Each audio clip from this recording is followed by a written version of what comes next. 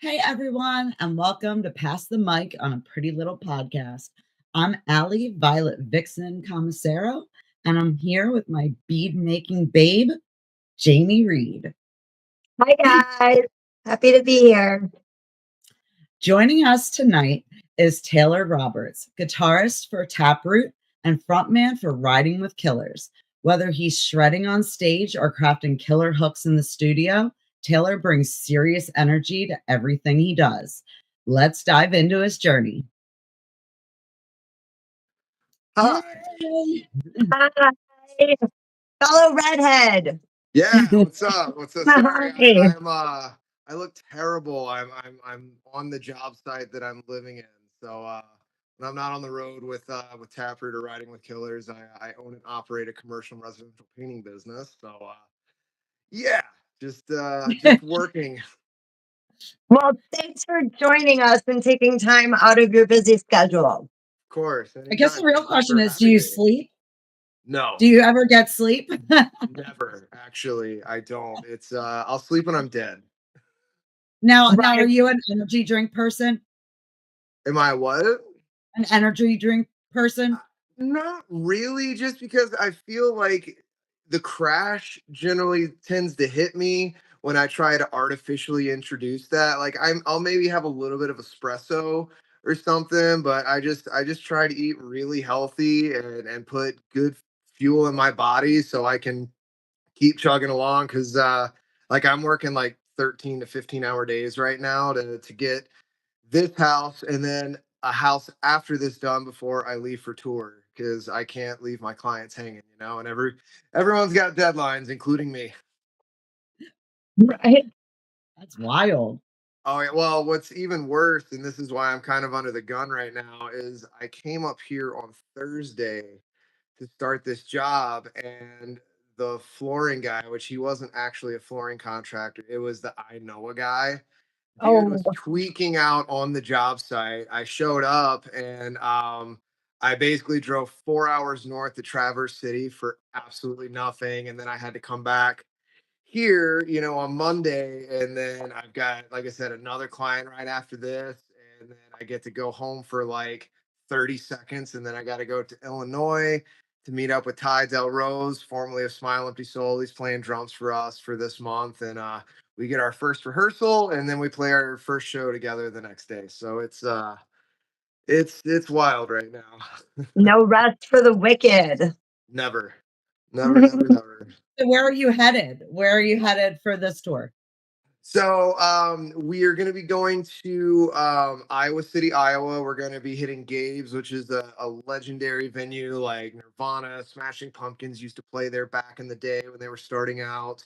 And then we'll be playing at a place called The View in Clinton, Iowa. A really good friend of ours owns it. I forget the movie she was in, but it was with like Snoop Dogg and a bunch of people. And it's kind of funny because it's like a little jazz bar, but we're gonna go up there and crank the volume to 11 and blow the roof off. And then after that, we've got Beer Fest at the ballpark, and it's the 10th anniversary of that. So we'll be in Lansing, Michigan, doing that, and then we're getting on the road. Beer events are always good. You always know you're gonna have like a great time at beer events.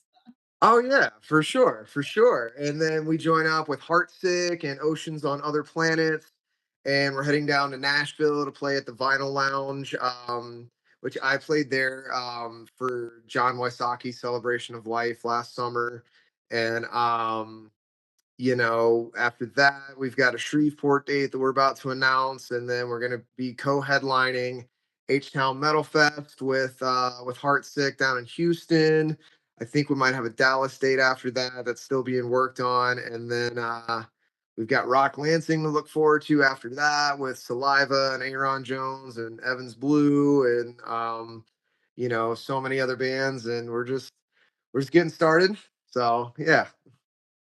I love it. Busy. Okay, so describe Riding with Killers sound to me as if I've never heard them before. Okay, well, so the first record for sure, because the second record is going to be like a complete departure, which is awesome. I love that.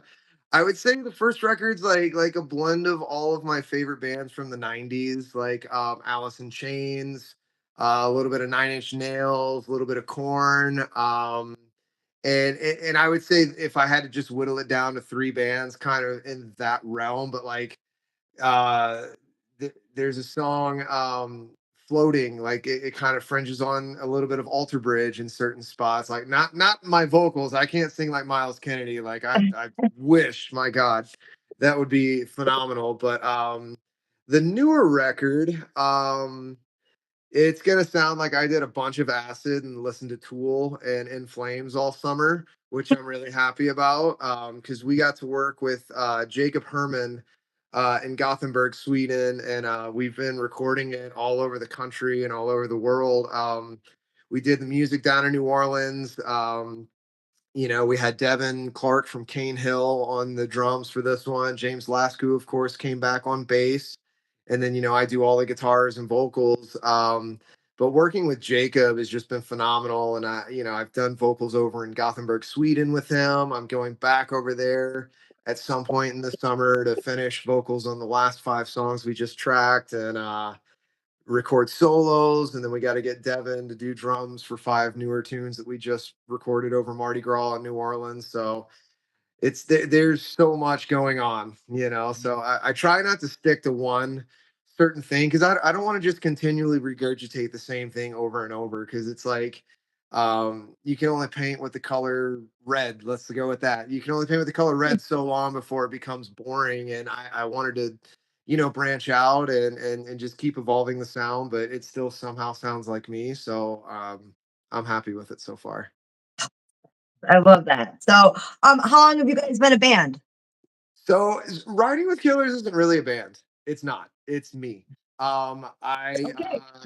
I fund the whole thing, the art direction. Like I'm not capable of making like graphic art, but like I've got a bunch of wonderful artists that I'll say, hey, this is what I'm thinking, this is what's in my head, and we'll basically throw we'll play a game of creative catch, just throwing the ball back and forth. But I mean, like I write all the music, even though I will say like the closest thing I have to a band member is James Lasku for sure.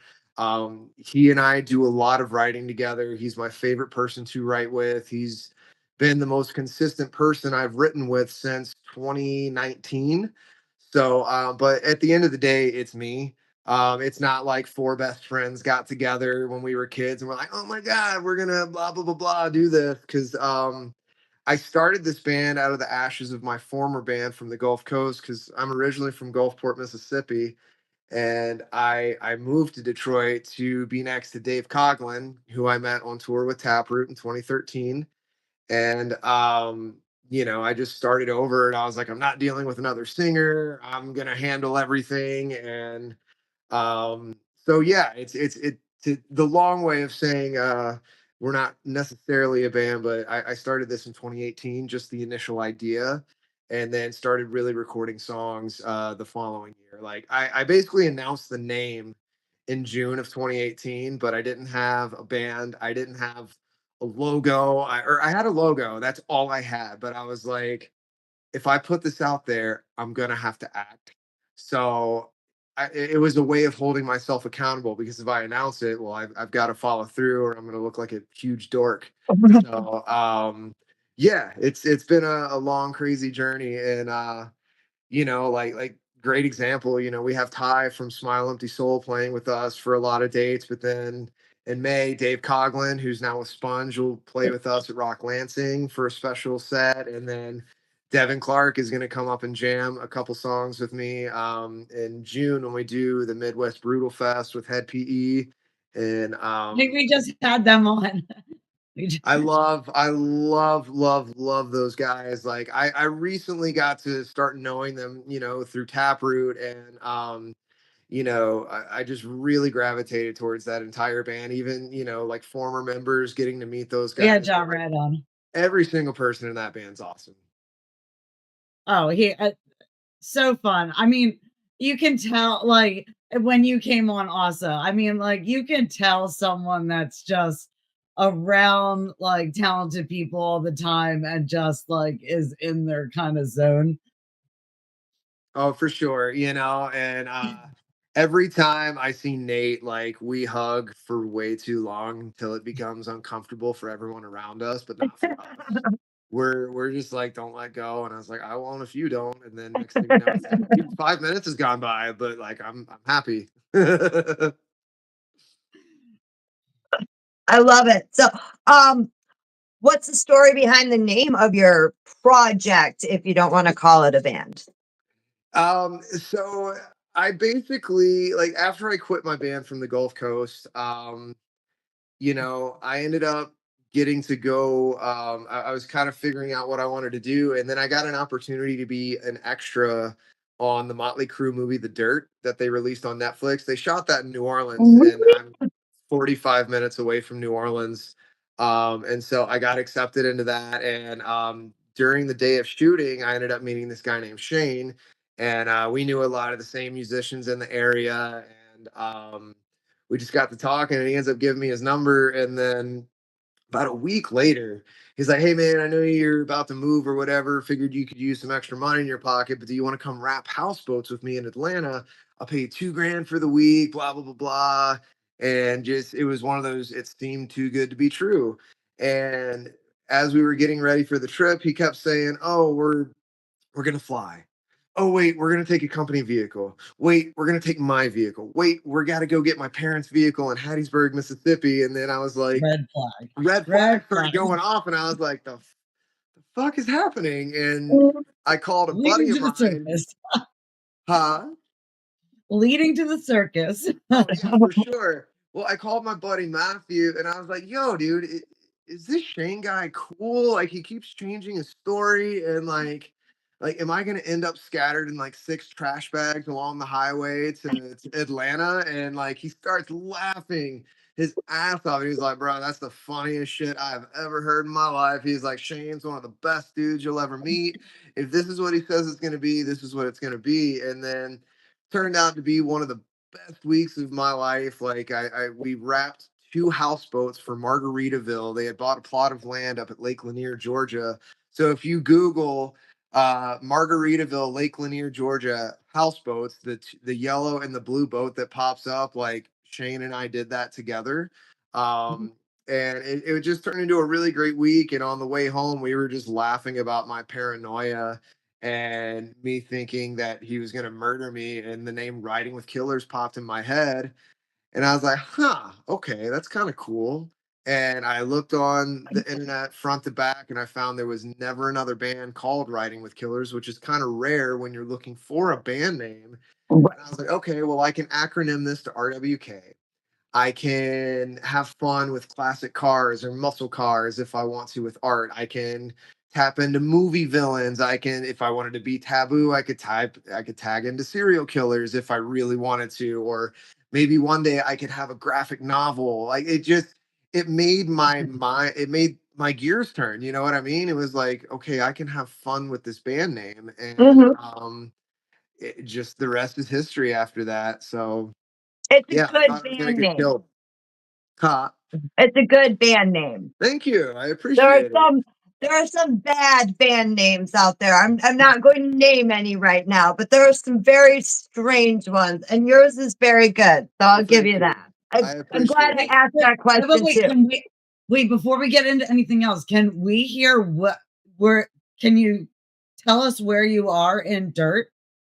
Oh, it would be so hard to find me. So like all the Coliseum shots and the crowd shots. I was Okay, basically, but the funny thing was there wasn't thousands of people. It was maybe like 75 of us, and they would just move us in different parts of the stadium and film us. So really, when you see like the big crowds in those movies, it's like all of us just in the frame and see it, like they basically pieced it all together. So like there's not really that many people in the crowd in those movies. That's a fun fact. But I was wearing a red and black flannel shirt. You can probably see my tattoos. I had my natural hair color, which is more of a strawberry blonde at that point. So if you look, you can probably find me. And I mean, I've got pretty identifiable tattoos, like with the phoenix writing and that down. Red and so black flannel. And I would say if you're looking like when they shoot out from the stage, I was like stage left, so you might be able to see me. I don't know. That's so fun. That's so fun that you did that. I had no idea. It was a cool experience. I didn't realize how much I hated MGK at the time, but I didn't realize, yeah, because I wasn't familiar with him. But I was Is like, it oh, with who's everybody not liking him? Like, because he man, opens his I'm stupid like, mouth way too much. He opens Thank his you. mouth way too see, much. I Thank don't you. really listen to what he's saying on social media. I listen to his like, I mean, I like that song Maybe. That's the one that gets me with Yeah. I think Falling in Reverse. Like, that's the one that gets me. Like every time I hear that, like I'm just like, yeah, like I I gotta just be I just think it's funny that he got blown out from like he essentially got himself kicked out of rap, Yeah. and Yeah.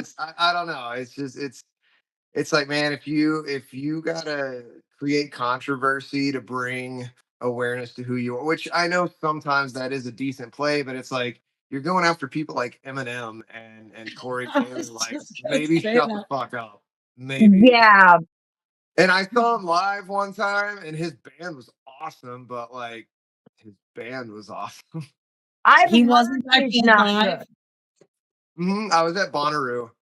Um, and Bonnaroo was awesome, but like I said, I mean, when you have that much money, of course you can hire the best of the best to back you up. So, but I mean, it's not my vibe. So good for him. He's got way more success than I do, so I can't really hate.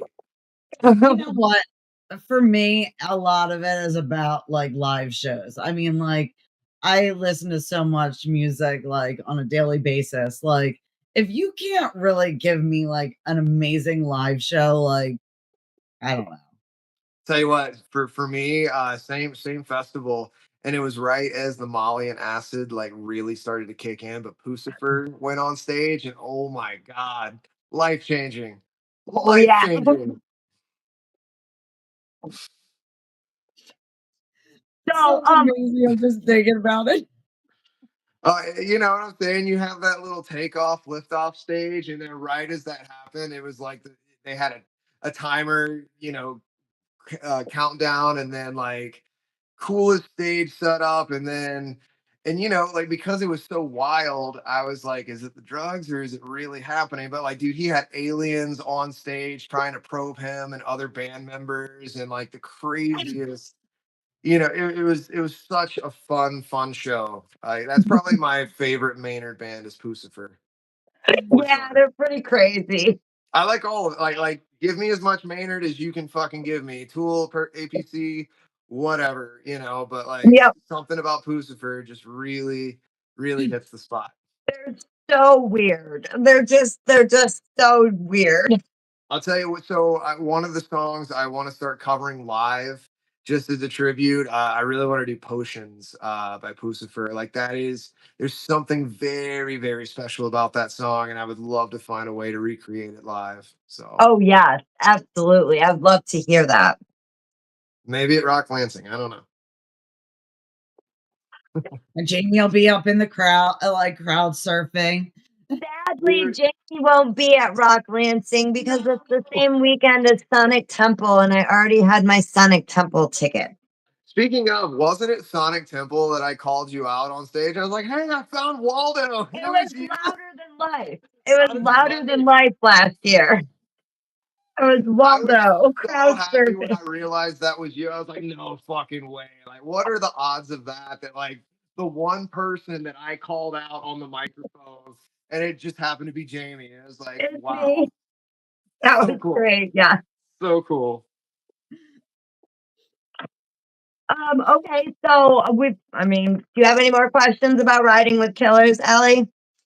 Oh yeah. I will I let love it. you. I love it. Okay. I have them all mixed up together. So I can't necessarily like jump into that, but I wanted to ask you, how did you start? What was the first song that you ever started playing on guitar? Between Angels and Insects by Papa Roach.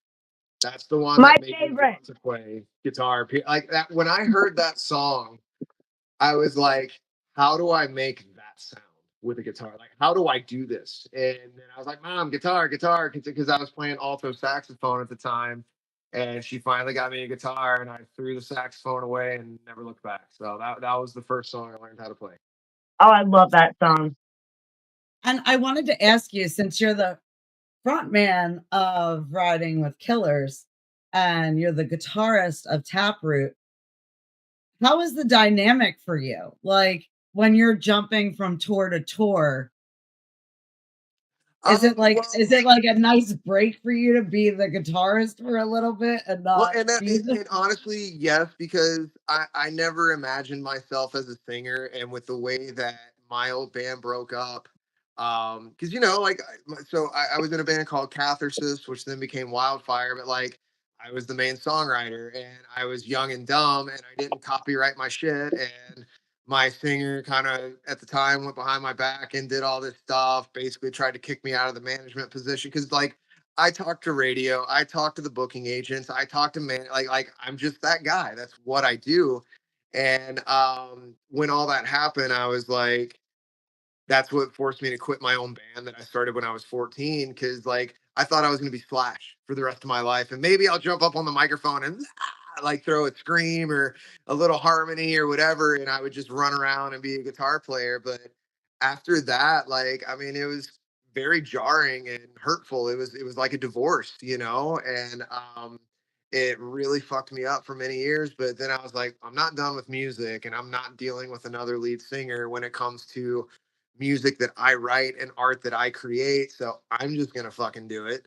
And so like with Writing with Killers, like that's me getting to express things that have been on my heart and mind for years and years, but I'm chained to a microphone, and I don't want to not have my guitar. Like I did that once.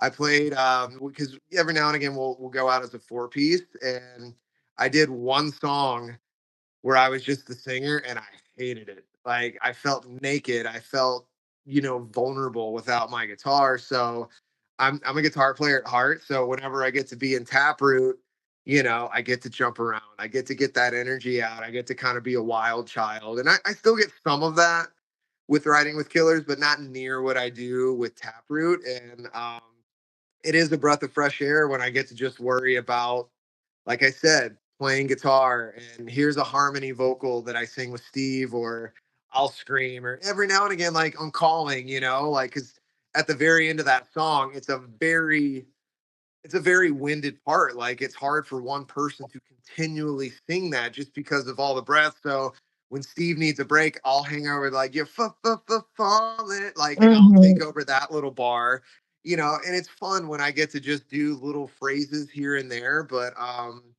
yeah, it's definitely a different dynamic, but there's still high energy at RWK stuff, even though I'm chained to a microphone, especially because I have James, with me on stage, and he keeps it going whenever I can. And then the fact that we're gonna have Ty, and if you know Ty, and I'm sure you do, Jamie, like that Yep. guy is so much fun to watch play drums. Like I have like it's a whole band dynamic, but yeah, two totally different feels for sure. So, what is your favorite riff or solo that you've written? Ooh, man. Um,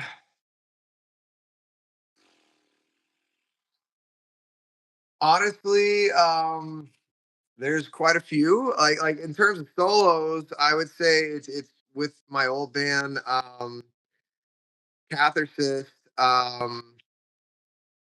and or really, I guess you could say it became Wildfire at that point. But Rage was a really cool solo that I enjoyed. Super melodic. Disconnected was another one that I like. That was me tapping into my inner Avenged Sevenfold, like sweep picking and speed picking and all sorts. Like it felt like a really fucked up roller coaster ride.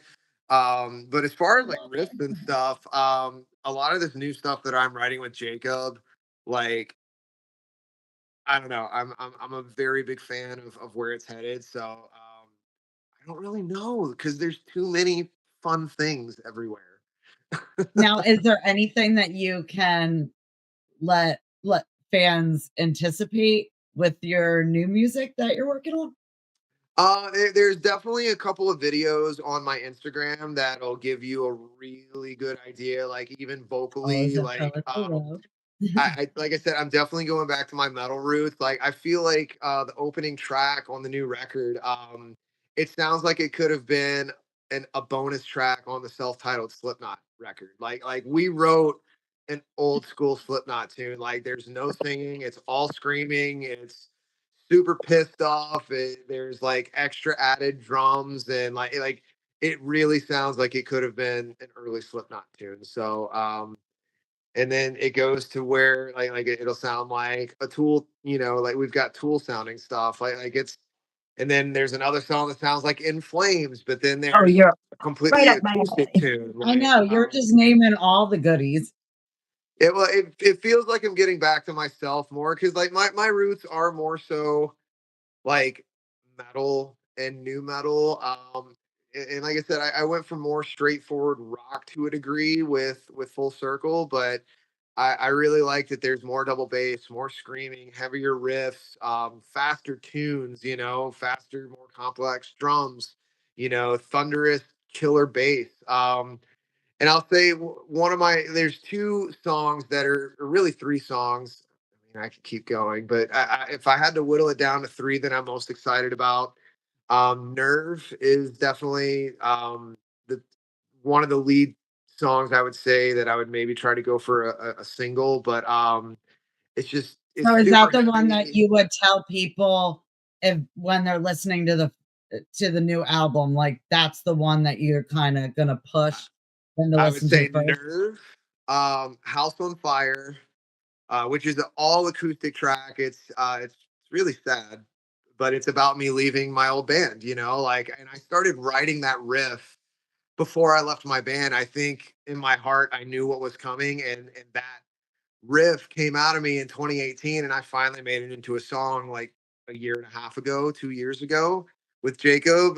This has been like a 2.5 year process, and then I don't have a title just yet for this new one that we did. But it's really fast, it's really heavy, and I wrote it after finding out that someone I thought was like family to me had actually royally tried to fuck me over. I'm talking like to the tune of tens of thousands of dollars, and to the point of where I had to hire a lawyer, and I won the case. And that's the beautiful part, because rightfully so.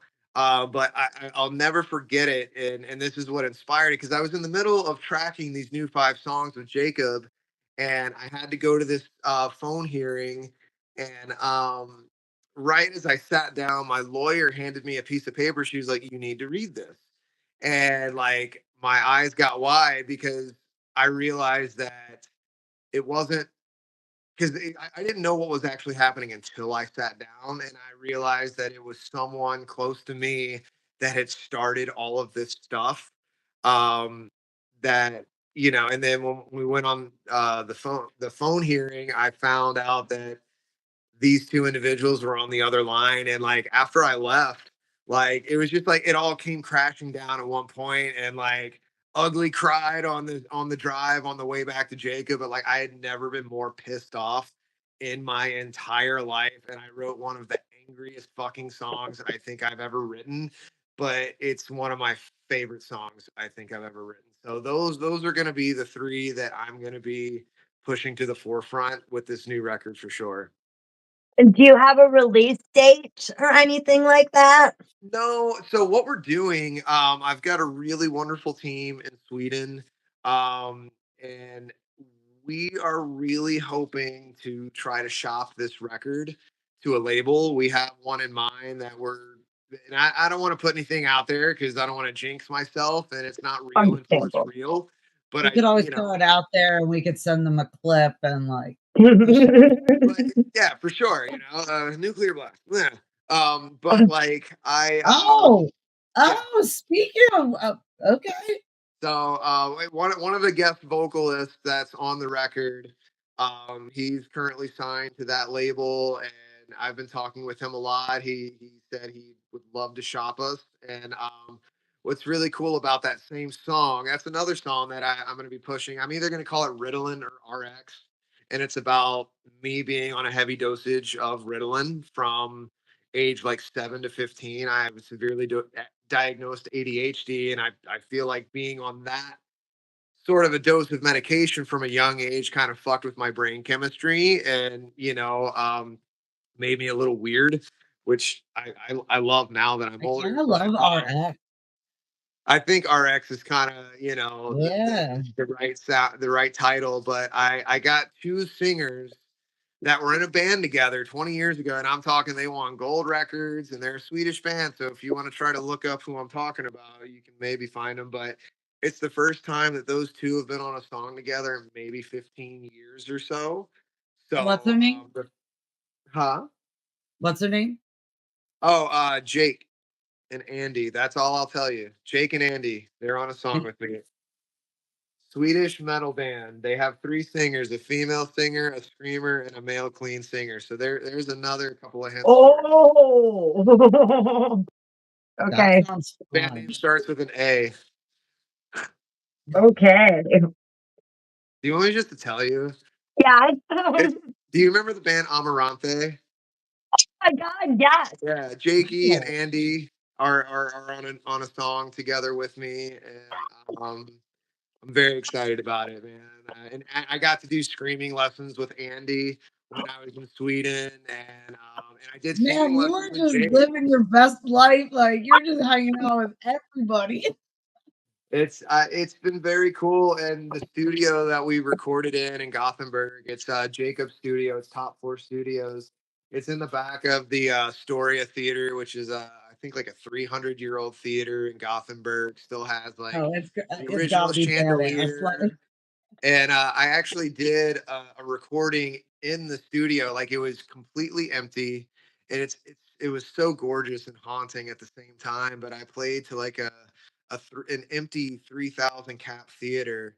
But I did we rewrote Heart Shaped Box. We reimagined it as a really sad acoustic tune, and basically that was me saying goodbye to a really good friend of mine from high school. She passed away about 3.5 years ago. I mean, dude, she was 31, like way too Oh, fucking young to I'm go from sorry to hear that. cancer. And when we were in high school together, like she was one of my music friends, and we would discuss music. We would give each other CDs, and because I was a dumbass kid at the time, I was like, I hate Nirvana, blah blah blah blah. But she would be like, "You need to listen.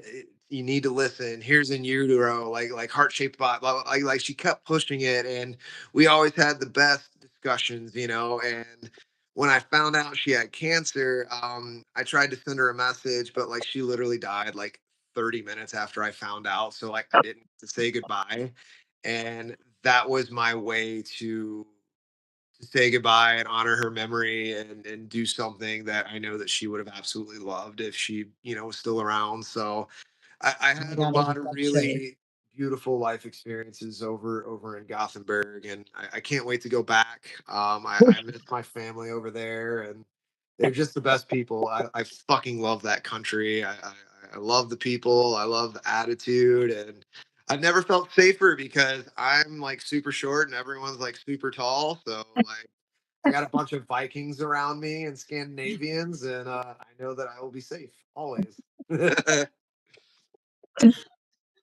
love that. I'm sure too. And I always call people Vikings when they're huge. They really are Vikings, though. You know what I'm saying? They are they in that are. region. They are Vikings. Yo, why is everyone, especially in the metal scene, like everybody is so tall? Like that's one of the main reasons why like I avoid being down in the pit sometimes because everyone's so tall that when they like are jumping up or like moving around, I get elbowed left and right. Mhm. Awful, awful, awful. I'm at a point to where I've been hanging out more so excuse me like front of house. Like I really like being right there. And I just feel like I get a better sense of the band, or if I can be side stage. And I'll say like going to all these I love side festivals. stage. Like That's I, my I feel like thing. I'm spoiled now. Like Mhm. I have to attend as a normie. Fuck. But I How like was it the though, because used, you know by the what? That's how way? I meet people. What's that? How was the used? Oh my god, I was crying the whole time. I made a bunch of new friends, and you know, so my wife Macy, she works at the Fillmore, and so when I went in, she was like, she brought me, and I met this dude Nate at the bar next door, and he walked in with me. We ended up hanging out and talking for like an hour, and I was like, "You want to go in the VIP entrance with me?" And he's like, "You're lying." And I took him in, and then Macy brought us to our own little special seating section. So we were had a perfect view of the band. We were right by front of house, so we heard everything. And I mean, it was my favorite record. I feel like I've waited almost 20 years to see them, and the fact that I got to see my favorite record from start to finish, like I hope I wasn't annoying or like because I had like one or two cocktails at the show, and I'm like screaming all the lyrics and crying, like having just this emotional moment. But it was so cool. Like God, they were fire, on fire. They were so good. I'm so glad you went. Like, as soon as you said that's what you were doing, I was like, oh, yes, absolutely. You must go to that. And circling back to me being behind the ball, like I guess thank God that those people were tweaking out on the job site, because I would have been up here working, I wouldn't have been able to go see the Used. So it's like the universe is like, no, you need to go You see should them. be there. What's really Yep. cool. Oh, I'm sorry. No, you definitely should have been there. Like, man, that's awesome. That's how it was for me with like Slipknot. Like, I had an ex-boyfriend that was like obsessed with them when they had first come out, before they had even like dropped really their first album like that. And to see that, I just went to their 25th anniversary, and like, dude, it was awesome for me. Like, Mhm. I felt the same way, like start to finish. Like, I was there.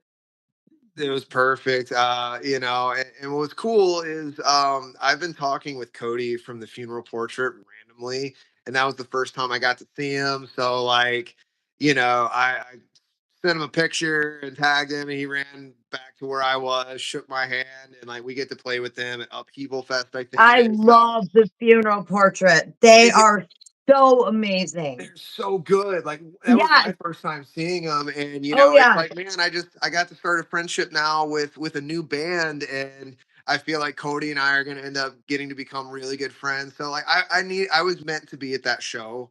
So again, thank you for working around that. And Oh, Very 100%. exciting. there was much more than just seeing live music. Like there was friends made, there was memories made, and We understand what it was live perfect. music is all about. So as soon as you said that, I was like, oh, yeah, absolutely. I Yeah, we can didn't move even that. think twice. We're like, go. You need to Yep. go. Yep. It meant a lot, like, because I know we all have crazy schedules. Life is insane. So the fact that you worked around it was so beautiful, and it meant so much to me. And like I said, you gave me the chance to see a band that I've been waiting almost 20 years to see. So just thank you. It means a lot, truly. Absolutely.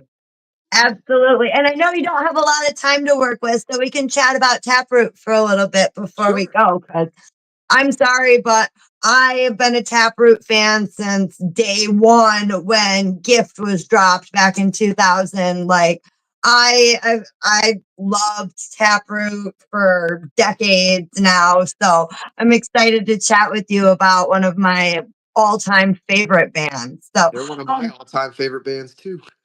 my biggest question is, how did you get this job with them? So my first North American tour was in 2013. Cathercist had done a tour, or we had done a club date with them in Mobile, Alabama at the Soul Kitchen, and I ended up hanging out with Phil and Steve. Nick was playing drums at the time, and Mike was still in the band, and I had already done a bunch of shows with Nonpoint and Dave Lizzie. I were good friends, so it was like it kind of one thing led to another. We were all just hanging out, and then fast forward a couple months later, Cathercist gets to open CPR Fest, which is essentially like Riff Fest in Detroit. That's the big radio festival, and Taproot happened to be on it. And I walked up to Phil. I was like, "Hey, man, do you remember me?" He was like, "Yeah, Taylor from Cathercist." And my jaw fucking fell to the floor, through the decking, and hit the ground below. Because it's like, why would Fanboy. why would someone that I've only met one time remember my name or my really stupid, hard to pronounce and spell band name at the time? And we just ended up having a conversation, and one thing led to another, and I ended up on Taproot's management with Eric Baker, and they put us on. Really, I would argue the last true blue, like Taproot's. Yes, we've been touring, but we haven't been out for like 6 weeks at a time. You know what I'm saying? But like, Mhm. I got to go on the road with those guys, and you know, I honestly hung out with Taproot more than I did my own band. And then when I left the coast, I made my way up. Dave Coughlin was playing drums for them at the time in 2013, and he's the older brother that I always wanted. And I moved to be closer to him, and he did the drums on the first Writing with Killers record. And after we finished it, he sent it to Phil and Steve, and they were like, "This record's fantastic. What's Taylor doing?" And Dave was like, "He moved to Detroit. He's here." And so Phil and Steve both reached out, and they said, "Hey, we want to get going. Mike's not in the band anymore. Do you want to play guitar for Taproot?" And I start crying in the middle of a restaurant, and everyone's like, "Who died?" And I'm like, "This is the best day of my fucking life."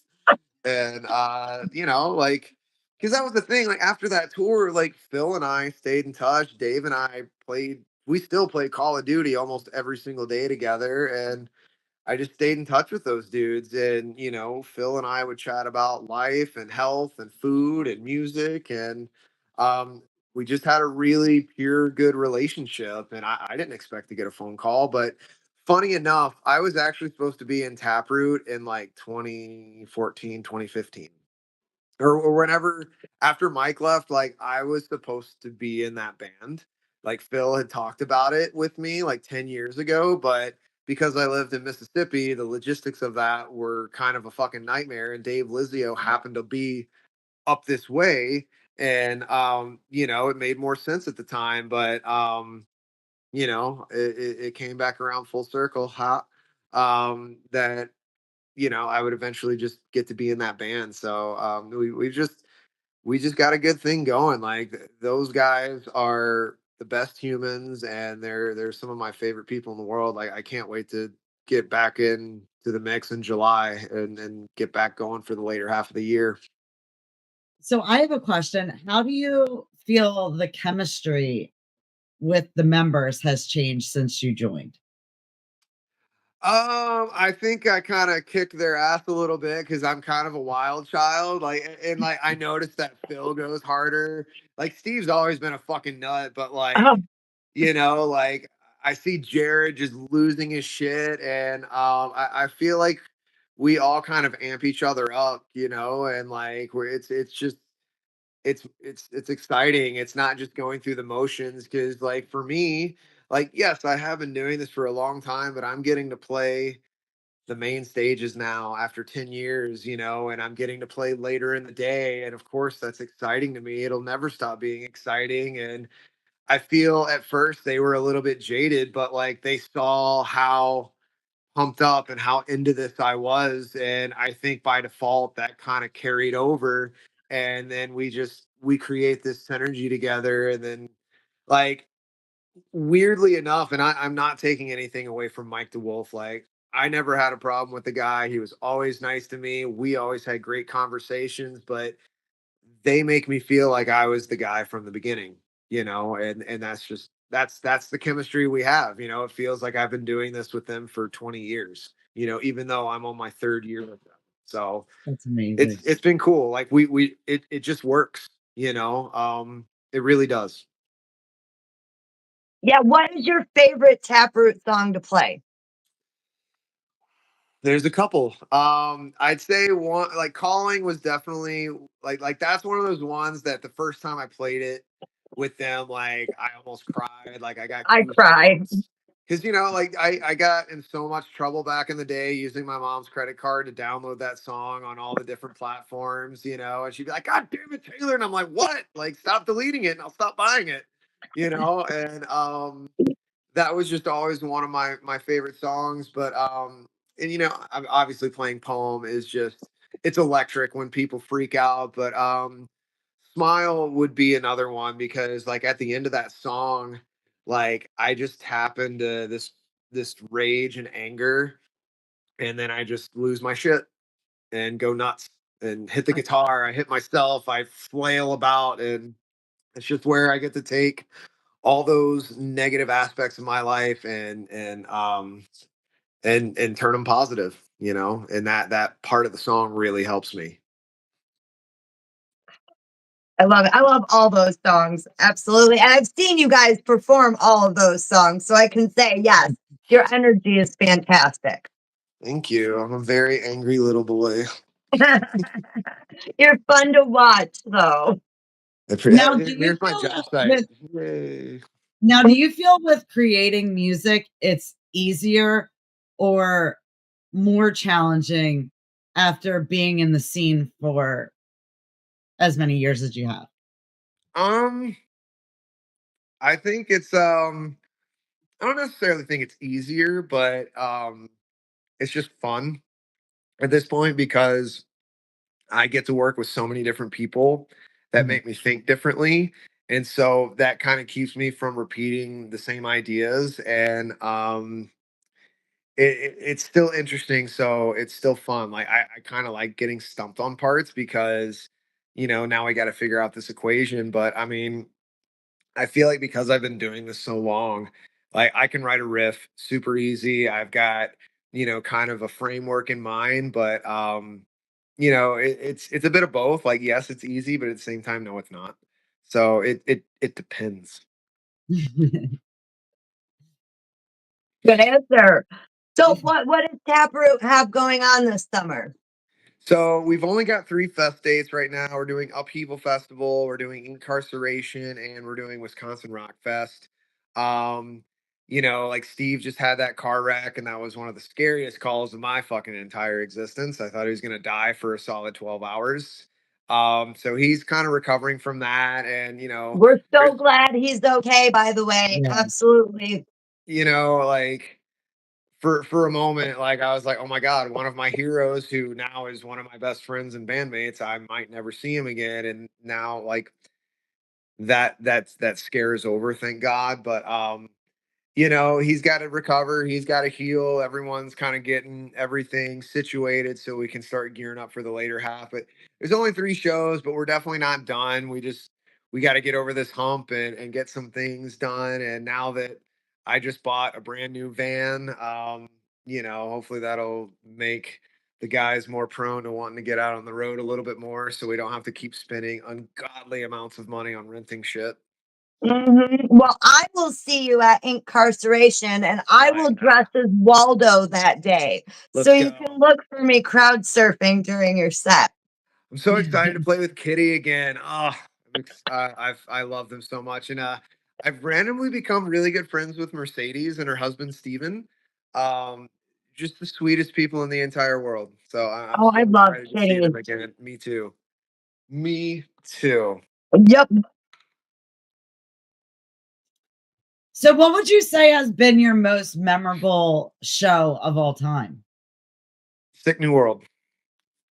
Sick New World.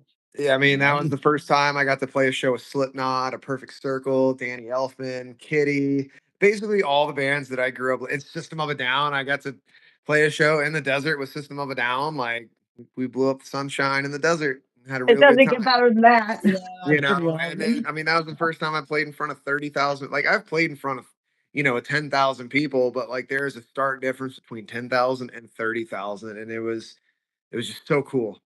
So cool. But yeah, Sick New World's definitely the highlight so far. Now, have any of the songs since you were a fan of Taproot before you joined, have any of the songs taken on new meaning to you now that you're up there playing them?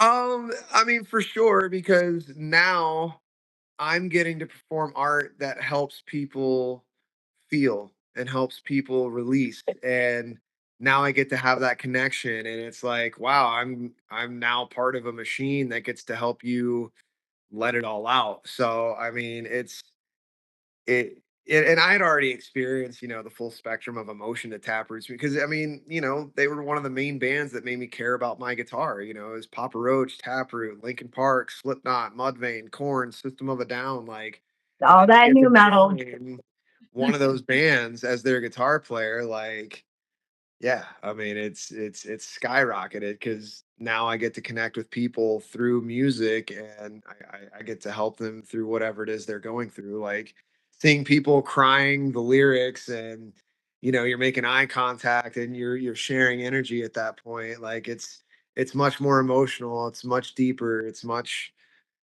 more intimate at this point. Even if you're in a crowd of 10 to 30,000 people, it's somehow more intimate now. Hmm. Craziest fan reaction or encounter? Oh, wow. Man, I don't know if I want to talk about this. uh,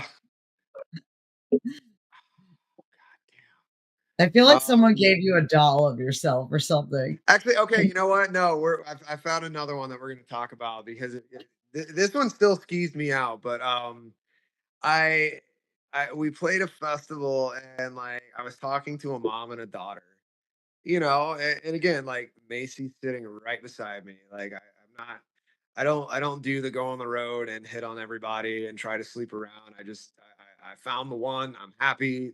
None of that. Like that's not the rock star part that I want to be involved in. Mhm. I'm not the kind of guy to sleep around on my wife. Fuck that. And I just thought I was having a normal, nice, polite, positive conversation. And next thing I know, this 17-year-old chick just flashes me in front of her mom, and her mom's like, "That's my baby," and I was like, "No, no, thank you, I'm good." And then like she walks away, and then she turns around and tries to text me. I was like, "Please, like seriously, like my wife is right here, like not trying to like disrespect your offer. Thank you, no, thank you." And Read the room, lady. yeah, it was weird. But like her mom was like so proud of it. And I was like, dude, what the hell? Like, come on. Smack your daughter upside the head a little bit, Like Yeah, yeah. I don't know.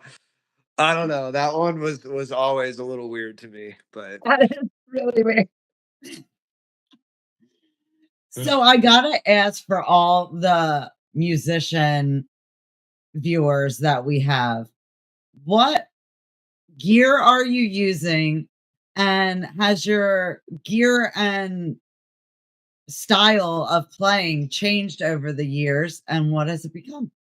oh, always. I mean, so I am endorsed by Gibson guitars, Mesa Boogie amps, Seymour Duncan pickups, Martin guitars for acoustics, Jim Dunlop guitar products for like strings and picks, and MXR pedals and stuff like that. My main guitars, I'm playing the Gibson Victory. That's one of my main guitars for Riding with Killers and Taproot. I'm also playing a 2013 Gibson SG baritone, and that's what I play most of Taproot stuff in. I've got a couple custom 335s, a custom shop SG. I'll bring out some of my Gibson Voodoos. Like I've got a lot of guitars. What's I'm your playing go-to for writing? my go-to is my Martin 00017 acoustic, in black smoke. It's like my Johnny Cash guitar, but I find that if a song sounds good on that acoustic, it'll translate really well to electric. And when I find a riff that like makes my ears prick up, I know that I'm onto something special. So I generally reach for my acoustic first, but I've been writing on the Victory a lot too. Like it's a fantastic guitar that they just resurrected from the dead last year, and it's a great instrument. Awesome. Now, Jamie, do you have any more?